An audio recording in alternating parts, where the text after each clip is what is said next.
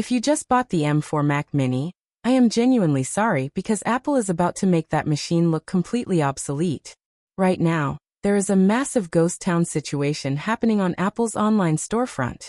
Try ordering a high-end Mac Mini configuration today, and you are going to see massive shipping delays, or worse, completely out-of-stock notices across major retail channels globally. At first, everyone thought this was just a standard industry supply chain hiccup, but the reality is much wilder than a simple component shortage. According to Bloomberg's Mark Gurman, Cupertino has quietly stopped pouring resources into the older inventory pipelines because they are aggressively prepping the official launch of the next-generation M5 Mac Mini workstation. They have been secretly binning these next-generation chips for months behind closed doors, and the performance metrics leaking out of the Asian supply chain are downright terrifying for anyone who just dropped serious cash on an M4 setup.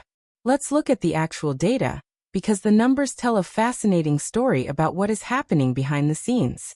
Reports from DG Times and the ELEC confirm that TSMC is facing an absolute logjam with their advanced 3nm wafer yields.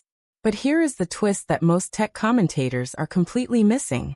Apple isn't bottlenecked because of manufacturing failures or bad silicon designs. They are bottlenecked because enterprise developers and tech firms are buying up every single compact desktop Apple can physically manufacture to run localized artificial intelligence models directly on device. Tim Cook even admitted on a recent earnings call that global demand for these small form factor desktops completely caught their internal forecasting teams off guard. So instead of just struggling along with old stock and standard configurations, Apple is completely pivoting their desktop strategy. Industry analysts like Ming-Chi and Shrimp Apple Pro are pointing directly to a massive specification bump across the entire baseline lineup. The entry-level model is finally dropping the older, restricted storage configurations that have plagued the base model for years. The baseline version is moving to a standard 512GB solid-state drive, which means we are finally getting a massive bandwidth speed increase on the cheapest model, without needing to pay the infamous Apple tax just to get a usable everyday storage setup. But the real magic is happening under the hood with the actual silicon architecture itself. The standard M5 chip is moving to a brand new configuration featuring a 10-core central processor and an integrated 10-core graphics processor.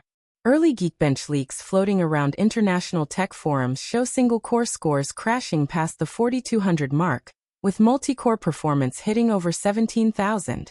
To put that into perspective, this tiny 5x5-inch silver box is putting up raw synthetic numbers that beat out previous generation Pro and Max silicon found in professional machines that cost 3 times as much money. Honestly, I'll believe it when I see it running live in my own studio, but if these architecture upgrades hold true, the graphics performance alone is jumping roughly 45% over what we currently have on the market. For a machine that sits quietly on your desk and sips minimal power from the wall, that is an absurd leap in a single hardware generation. Are you planning to upgrade your desktop setup this year? Or are you holding on to your current machine until it completely dies? Drop a comment below because I'm really curious if this massive AI push is actually convincing everyday users to upgrade their hardware, or if people are just completely fine with their older M1 and M2 setups.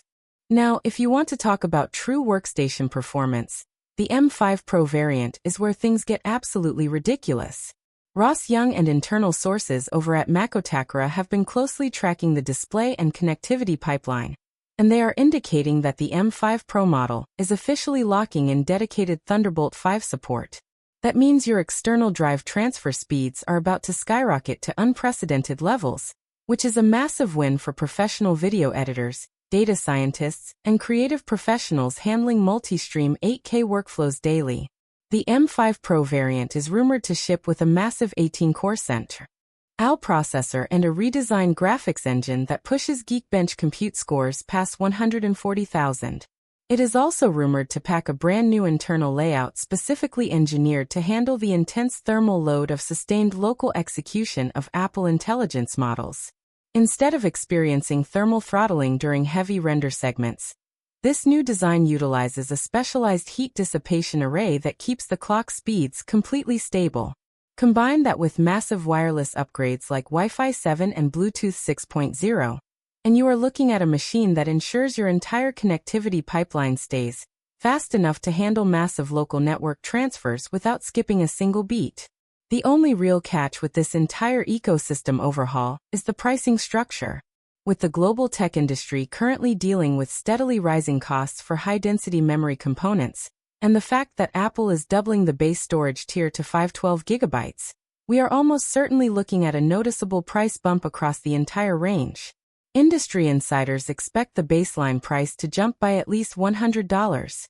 It definitely sucks to see the entry point rise, but given the sheer performance metrics and the professional-grade connectivity upgrades we are seeing, that extra premium might actually be justified this time around.